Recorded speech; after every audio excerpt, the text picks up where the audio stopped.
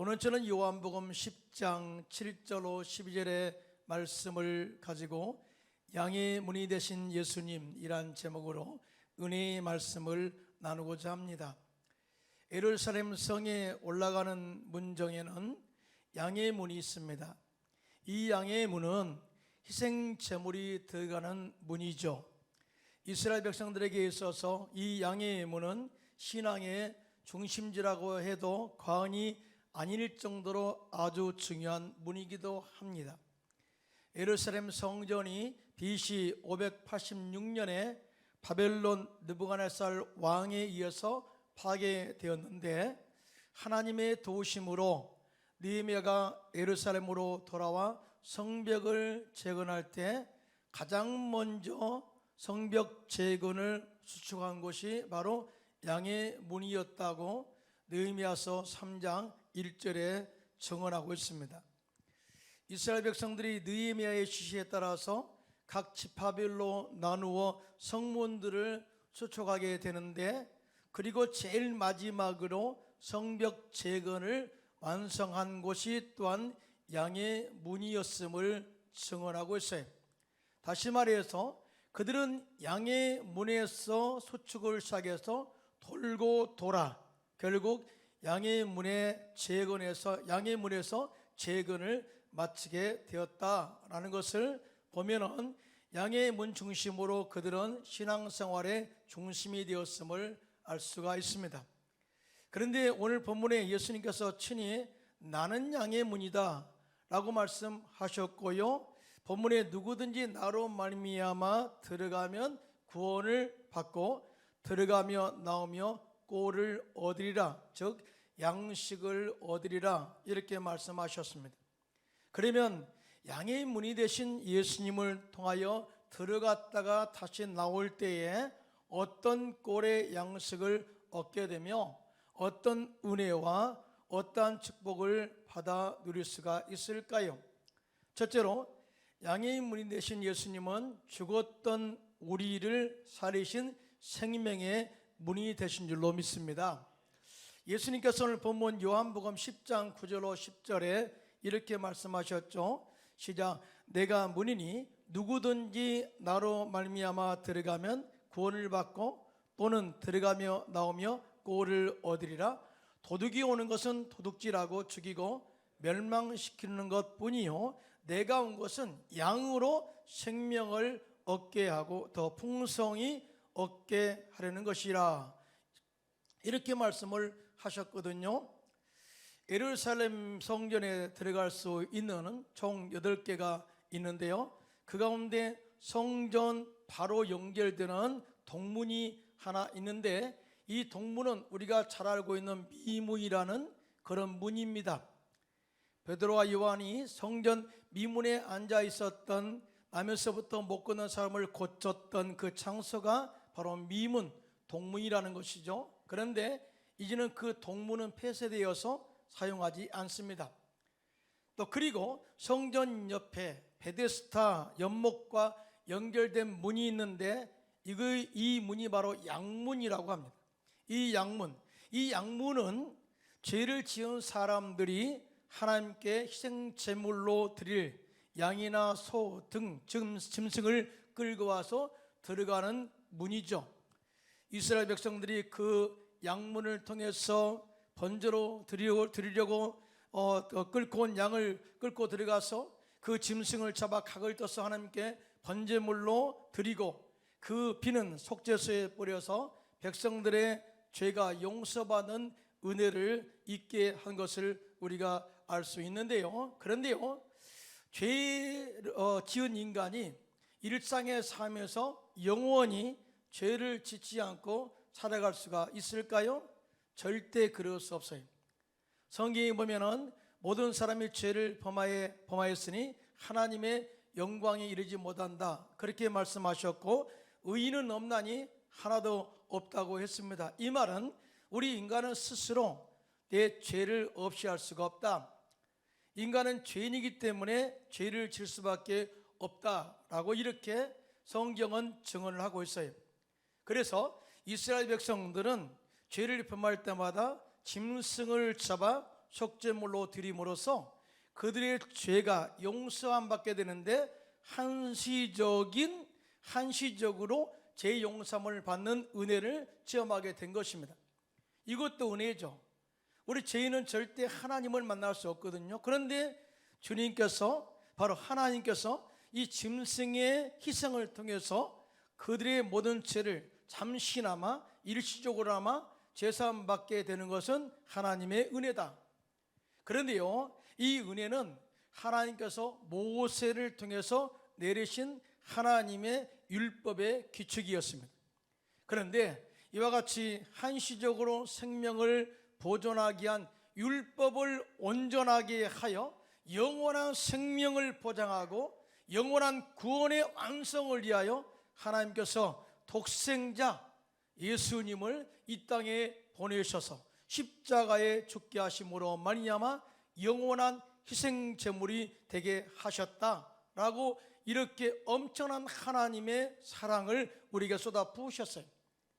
자, 그러면서 이 지금까지 제사장들이 드린 예배에 대한 한시적 그런 제사함의 은혜만을 다시 한번 이렇게 잊게 됨에 대해서 히브리서 10장 10절로 14절에 말씀을 하고 있는데요, 이렇게 말씀합니다.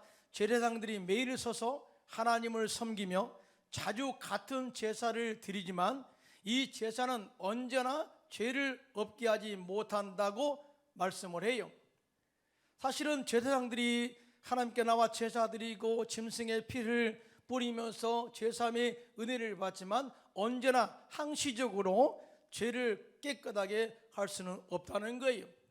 그러면서 히브리서 기자는 오직 그리스도는 하나님의 뜻을 따라 당신의 몸을 단번에 드림으로 한 번의 제사로 영원한 제사를 드려 그 예수님을 믿는 자 구원받아 하나님의 자녀가 되고 거룩함을 얻게 되었다, 영원의 구원의 은혜를 잊게 되었다고 선포하고 있는데요, 여러분 믿으시면 손들고 아멘하시기 바랍니다.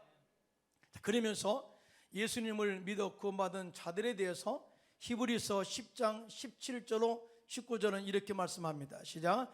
또 그들의 죄와 그들의 불법을 내가 다시 기억하지 아니하리라 하셨으니 이것들을 사하셨은즉 다시 죄를 위하여 제사 드릴 것이 없느니라. 그러므로 형제들아 우리가 예수의 피를 힘입어 성소에 들어갈 담력을 얻었나니 라고 이렇게 담대하게 선포하고 있거든요. 무슨 말입니까?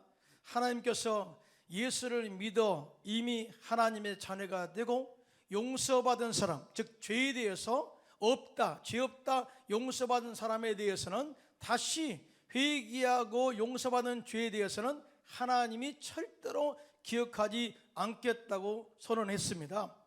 이것은 우리에게 영원한 구원의 은혜를 선포한 것이고요, 이 구원의 은혜는 절대 중간에 변하지 않는 하나님의 은혜임을 선포한 것이고요, 더 나아가 우리가 누릴 영원한 영적 자유는 영원한 것이다 라고 이렇게 선포한 거예요. 여러분 믿으시면 아멘 하시기 바랍니다. 여러분 이 말씀을 다시 이야기하면 이렇습니다. 우리가 하나님께 용서받은 죄에 대해서 마귀가 영원히 참수하지 못하도록 하나님께서 선포한 것이다. 우리 인간은 완벽하지 않기 때문에 때에 따라서 실수하고 실패하고 죄를 지을 수 있거든요. 그럴 때마다 마귀가 우는 사자와 같이 우리에게 다가와서 너는 죄인이지 하고 우리를 공격할 때 우리가 회개하고 제사함의 은혜를 받아서 사탄아 물러갈지어다 나는 용서받은 의인이다 선포할 때 사탄이 절대 참수할 수 없다는 것 믿으시면 손들고 아멘 하시기 바랍니다. 또 뿐만 아니라 예수님께서 십자가에서 흘리신 보혈의 피의 공로와 구원의 가치는 지금도 유효하지만 영원히 유효하다는 것을, 정말 지속되고 있다는 것을 선포하고 있는 것을 보게 됩니다. 이에 대해서 사도 바울은 로마서 8장 1절로 2절에 이렇게 선포하고 있죠. 시작. 그러므로 이제 그리스도 예수 안에 있는 자에게는 결코 정죄함이 없나니 이는 그리스도 예수 안에 있는 생명의 성령의 법이 죄와 사망의 법에서 너를 해방하였습니다. 이렇게 선포하고 있습니다. 그러므로 우리는 예수 안에서 구원받아 하나님의 자녀가 되고 우리의 모든 죄를 다 사하시고 용서하신 은혜를 영원히 보장받았으니 절대 마귀의 공격에 절대 무너지지 말고 당당히 마귀와 맞서 승리하고 항상 회개해서 죄 가운데 영적 자유를 누리시는 저와 여러분 되시기를 예수님의 이름으로 축원합니다. 그리고 예수님께서 본문에 내가 문이니 누구든지 나로 말미암아 들어가면 구원을 받고 또 들어가며 나오며 꼴을 얻으리라 이렇게 말씀하시는데요, 이 말씀은 구원에 대한 진리의 절대성을 선포한 것입니다. 성경에 보면 다른 이로서는 구원을 얻을 수 없나니 천하 인간에게 구원을 얻을 만한 다른 이름을 주신 일이 없다 말씀하셨어요. 오직 양의 문이 되신 예수님을 통하여 들어갈 때 그 안에서 구원의 완성이 이루어진다는 것을 선포하고 있는데요, 이에 대해서 요한복음 14장 6절에 예수님께서 이렇게 말씀하셨죠. 시작. 예수께서 이르시되 내가 곧 길이요 진리요 생명이니 나로 말미암지 않고는 아버지께로 올 자가 없느니라 이렇게 말씀하셨습니다. 또한 예수님께서 본문에 나로 말미암아 들어가면 구원을 받고 또는 들어가며 나오며 꼴을 얻으리라 이렇게 말씀하신 또 다른 의미는 예수님을 믿어 구원받아 하나님의 자녀가 된 사람은 예수님과의 영적인 관계 속으로 들어간다는 의미가 있어요. 사실 우리가 예수를 믿어 하나님의 자녀가 되면 하나님 나라 백성으로서 시민으로서 예수 안에서 한 가족이 된 것을 믿으시면 아멘 하시기 바랍니다. 이거는 영원히 변하지 않아요. 예수 믿어 예수님과의 관계 속에서 들어가 하나님의 집에 한 가족이 한 시민이 된 신분은요, 우리가 집 밖에 있으나 또 집 안에 있으나 그 신분은 영원히 변하지 않는다. 그러면서 우리가 하나님의 자녀된 자로서 우리가 밖에 나갈 때 어디 있든 간에 하나님 아버지와 성령께서는 우리와 함께 하심으로 말미암아 날마다 우리를 보호하시고 지켜주시고 우리의 생명을 보존하게 하신다는 사실 믿으시기를 예수님의 이름으로 축원합니다. 뿐만 아니라 하나님으로부터 생명의 양식을 공급받음으로 말미암아서 늘 삶 속에 평안한 안식을 누리게 될 뿐만 아니라 생명을 얻되 더 풍성히 얻는 은혜와 복을 누리게 된다는 사실을 증언하고 있습니다. 믿으시면 아멘 하시기 바랍니다. 그런데 말이죠, 양의 문을 통하여 예수님과의 관계 속으로 들어가기 위해서는 반드시 통과해야 할 영적인 문, 영적인 의식이 있는데 그것은 바로 죄를 씻어내는 회개의 과정이 있어야 함을 이야기하고 있습니다. 너희 죄가 주운 것 같을지라도 양털같이 희게 하시는 하나님의 은혜를 믿고 주님께 나가 회개하는 과정을 통해서 하나님의 자녀된 삶으로서의 영적 이 관계를 회복하게 된다는 거거든요. 여러분, 회개는 뭘까요? 회개하라 천국이 가까웠다 그러면 책망한다고 생각하지만 그렇지 않고요, 회개는 정죄나 책망이 아니라 회개는 스스로 자신의 잘못을 뉘우치는 것을 말하는데요, 자, 회개는 스스로 회개하는 사람은 낮아짐과 용기가 있을 때만이 가능해요. 다시 말해서 교만한 자나 자신의 의로움을 나타내려고 하는 사람은 절대 회개할 수가 없다. 그런데요, 회개는 곧 은혜입니다. 은혜예요. 믿으시면 아멘 하시기 바랍니다. 회개는 은혜요, 하나님을 만나는 축복의 통로가 됩니다. 회개는 죄로 인하여 실수한 인생들의 죄를 예수님의 보혈의 피로 다 지우시고 다시 새롭게 시작할 수 있는 기회를 주는 축복의 통로가 바로 회개입니다. 그래서 회개는 인생의 방향 전환을 이루게 하는 축복의 통로가 됨에 대해서 이야기하고 있습니다. 죄의 길에서 의의 길로 인도하시고 어둠의 길에서 밝은 길로 인도하시고 사망의 길에서 생명의 길로 인도하시고 질병의 삶에서 치유의 삶으로 인도하시고 저주의 삶에서 축복의 삶으로 인도하신 인생의 방향 전환이 이루어진 것이 바로 회개의 현장이라는 것이죠. 뿐만 아니라 회개는 하나님과의 관계 속에서 계속하여 거룩한 삶을 살게 하며 하나님의 자녀로 머물게 하는 축복의 통로가 되기도 하죠. 회개는 절대 절망에서 하면서 미래의 새로운 희망을 품고 힘차게 믿음으로 달려가게 하는 소망의 통로가 바로 회개인 것입니다. 그래서 회개는 정말 중요한 거예요. 그래서 요한일서 1장 9절에 이렇게 말씀하고 있는데요. 시작. 만일 우리가 우리 죄를 자백하면 그는 미쁘시고 의로우사 우리 죄를 사하시고 우리를 모든 불의에서 깨끗하게 하실 것이요. 이렇게 회개하고 하나님의 은혜를 입은 자만이 하나님을 만날 수가 있다라는 거죠. 사랑하는 성도 여러분, 우리가 왜 죄사함의 은혜가 중요한 줄 아십니까? 그것은 모든 축복의 출발이 바로 죄 용서함으로부터 시작된다는 사실이 있기 때문에 그렇습니다. 정말 죄사함이 있는 후에야 우리의 삶 속에 영혼이 잘 되는 역사가 임하게 될 줄로 믿습니다. 죄사함이 있고 난 이후에야 우리의 삶 속에 영적인 치유가 있게 되는 줄로 믿습니다. 죄사함의 은혜가 있고 난 후에야 우리의 삶 속에 저주가 끊어지고 아브라함의 복이 임하는 은혜가 있게 되는 줄로 믿습니다. 그래서 우리가 주님 앞에 나와서 회개하고 주님을 만나서 영적 자유와 구원의 은혜를 체험하는 것이 얼마나 중요한지 몰라요.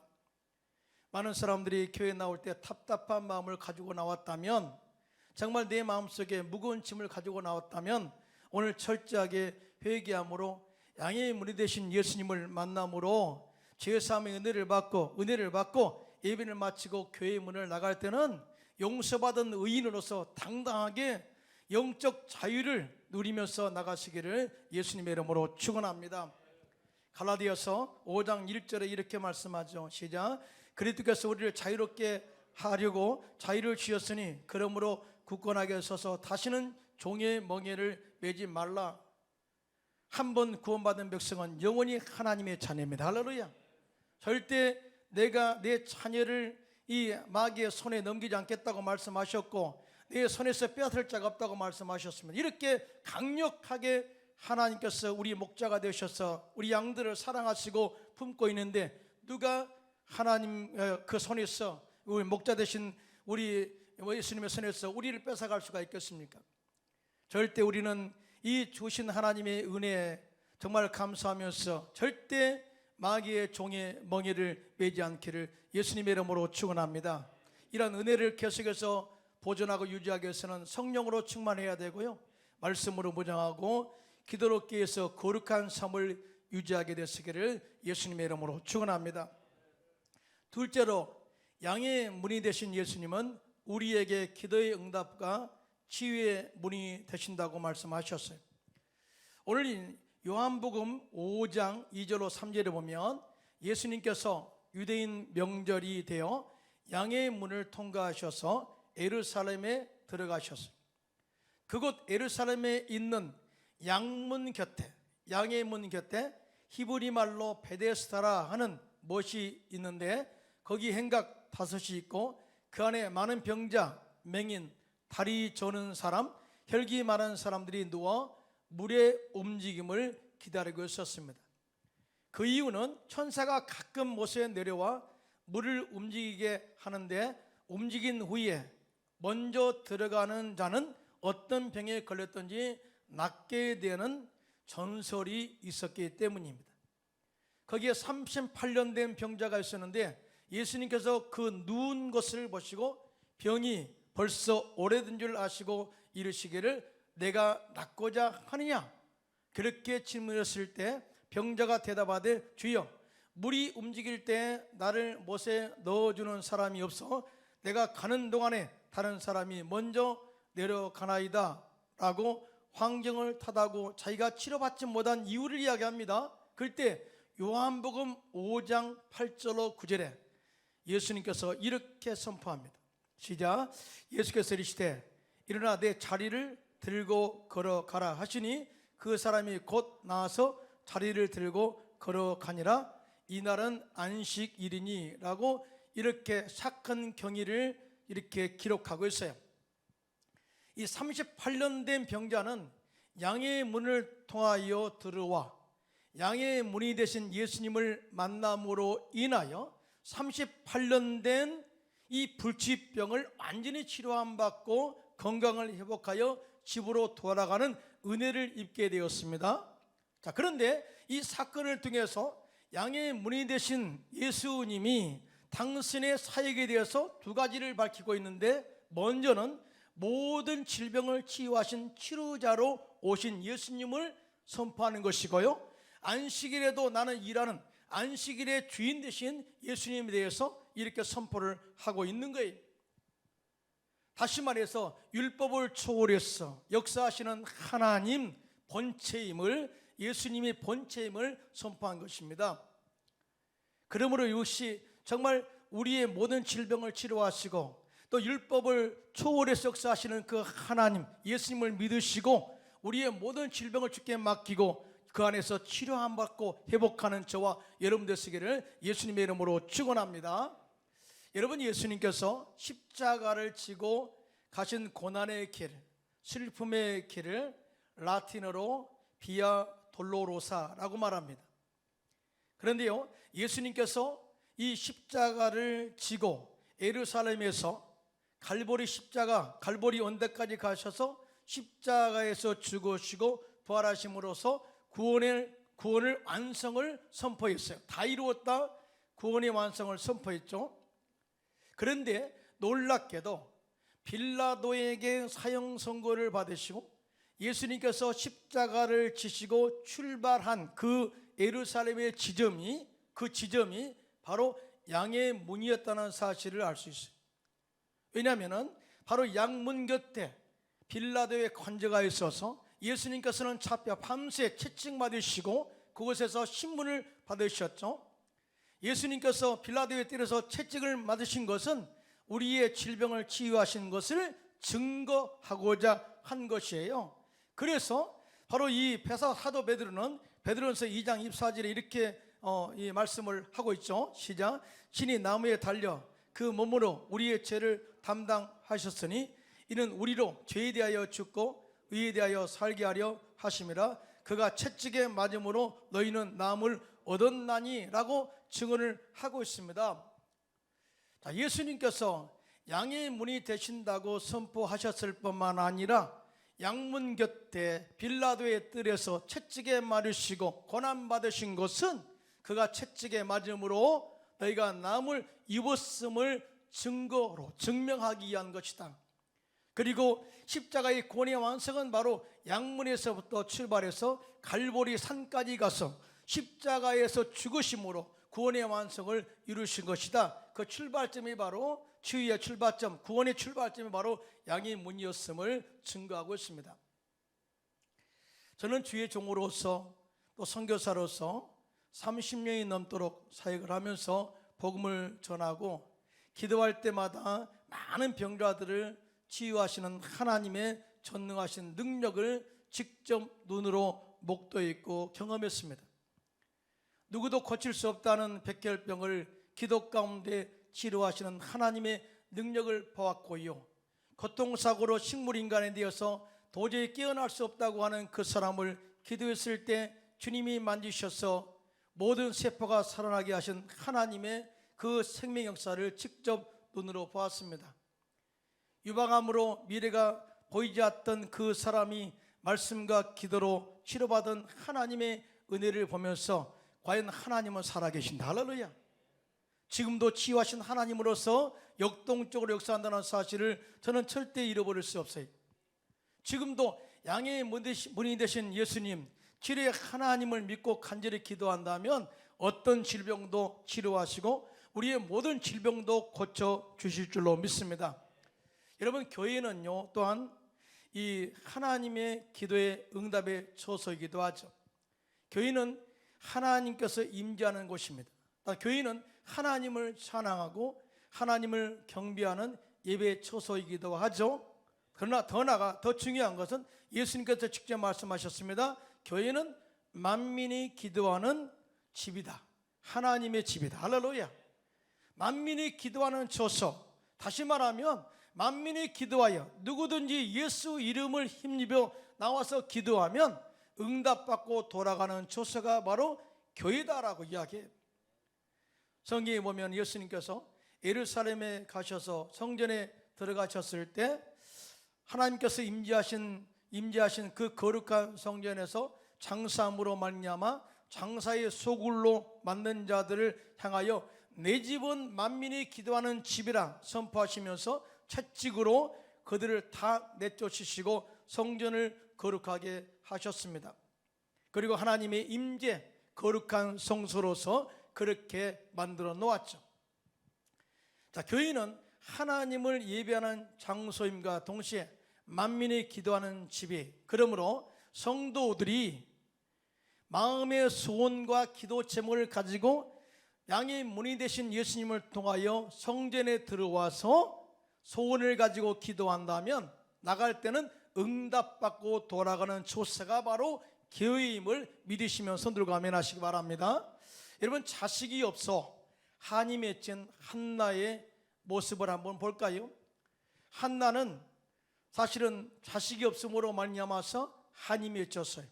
그래서 한 실로에 있는 하나님의 성전에 들어가서 자식을 달라고 기도합니다.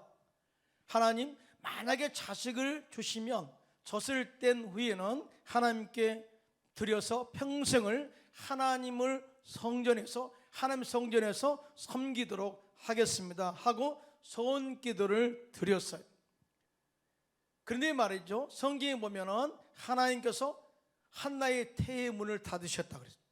그런데 이 기도를 통해서 하나님께서 한나의 태의 문을 여셔서 1년 이후에 하나님께서 사무엘을 선물로 주셨어요. 사무엘을 낳게 한 겁니다. 한나가 소원 기도로 얻은 사무엘을 하나님께 소원한 대로 젖된 후에 하나님께 드림으로 말미암아서 사무엘 선지자는 이스라엘 백성들을 이 미스바에 모이게 하고 영적으로 그들을 인도하는 영적 리더로서 쓰임받게 되죠. 자, 이런 과정들을 하나님이 보셨습니다. 그리고 한나를 축복하심으로 말미암아 그 가정에 진짜 축복된 아들과 딸을 주셨는데 아들 셋과 딸 둘을 주어서 그 가정에 형통의 복을 이어가도록, 또 들어가면 나가며 꼴을 얻도록 하나님께서 그렇게 풍성한 은혜를 채워 주셨습니다. 사랑하는 성도 여러분, 기억하시기 바랍니다. 한나가 성전에 들어올 때는 한 맺힌 여인으로 소원 기도 제목을 가지고 들어왔지만 기도 이후에 성전을 나갈 때는 응답을 받아 가지고 나갔습니다. 이런 의미에서 양의 문이 되신 예수님은 우리의 기도의 응답이 문이 되신 줄로 믿습니다. 우리가 정말 예수 이름으로 기도하면 지금도 주님께서 응답하시겠다고 말씀하고 있는데요, 요한복음 14장 13절로 14절입니다. 시작. 너희가 내 이름으로 무엇을 구하든지 내가 행하리니 이는 아버지로 하여금 아들로 말미암아 영광을 받으시게 하려 함이라. 내 이름으로 무엇이든지 내게 구하면 내가 행하리라. 이렇게 말씀을 하셨습니다.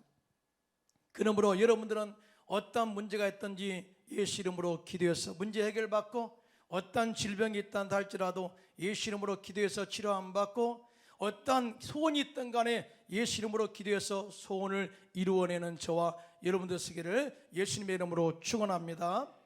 또한 양의 문이 되신 예수님은 우리의 선한 목자가 되신다고 말씀하셨어요. 오늘 본문 요한복음 10장 11절인데요 시작. 나는 선한 목자라. 선한 목자는 양들을 위하여 목숨을 버리거니와 라고 이렇게 말씀을 하셨습니다. 여러분, 선한 목자가 왜 양을 위해서 목숨을 버릴까요? 성경에 보면은 그런 팔레스타인 지방에 대한 양들의 치는 목자의 모습도 나오지만 실적으로 그들의 팔레스타인 지방의 양들의 치는 습관들을 보면은 이렇습니다. 팔레스타인 지방에는 날씨에 따라, 날씨가 좋은 때를 따라 양들을 방목하게 되는데, 그럴 때를 대비해서 들판 곳곳에 갓을 우리들을 만들어 놓고 밤이 되면 양들을 이 갓을 우리에 몰아놓고 목자들은 양들과 함께 잠을 자게 되죠. 이런 갓을 우리는 문짝에 따로 없기 때문에 목자들은 양의 치륙기에 자리를 잡고 잠을 잠으로써 양 우리의 문 역할을 하기도 하고 문지기 역할을 동시에 하게 되는 거예요. 따라서 양 외의 달인 출입자들은 이 목자를 통하지 않고서는 아무도 양 우리에 들어갈 수 없습니다. 만약 도둑이 들어와서 양을 훔치거나 일이나 늑대가 와서 양을 물어가려고 한다면 목자는 목숨을 걸고 그 양의 생명을 지키는 것이, 이것이 바로 선한 목자의 임무라는 거예요.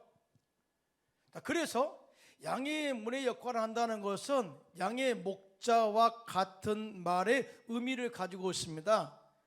다시 말해서 이 양의 문이라는 것은 직접 그 목자가 문이 되고 문지기가 되기 때문에 직접 목자가 양의 문이 되어서 양들을 지킨다는 거예요.